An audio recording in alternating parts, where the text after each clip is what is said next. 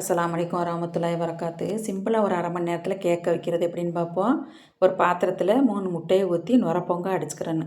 நம்ம முட்டை அடிக்கிறதுல தான் இருக்குது. கேக்கு சாஃப்டாக வரும். நல்லா நுரையாக அடிச்சிடன்னு. இந்த மாதிரி நுரப்பொங்க அடிச்சுக்கிறேன்னு.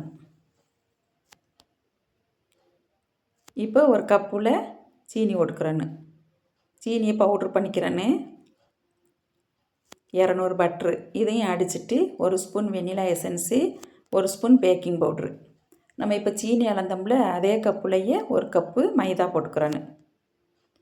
இது எல்லாத்தையும் ஒன்றா நல்லா அடிச்சிடணும். நான் இப்போ இது எல்லாத்தையும் அடித்து கரண்ட்டில் தான் கேக் ஒன்று வச்சுருக்கேன், அதில் வச்சு அவிக்க போகிறேன். நம்ம அடுப்புலையும் வச்சு அவிச்சுக்கிறலாம். ஒரு சட்டியில் மண்ணை சூடு பண்ணிவிட்டு ஒரு பாத்திரத்தில் ஊற்றி அவிச்சுக்கிறலாம்.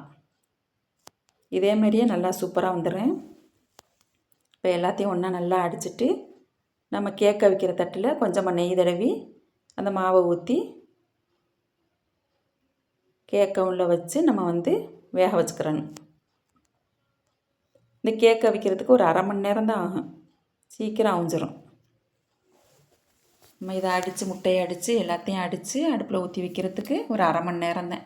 இப்போ நல்லா கேக் அவிஞ்சிருச்சு. இதை ஆற வச்சு ஒரு தட்டில் மாற்றிடணும். இப்போ நல்லா ஆறிடுச்சு. இப்போ ஒரு தட்டில் வச்சு நம்ம வெட்டி சாப்பிட வேண்டியதான். சூப்பராக இருக்கும். செய்து பாருங்கள். செய்து பார்த்துட்டு எப்படி இருக்குதுன்னு சொல்லுங்கள்.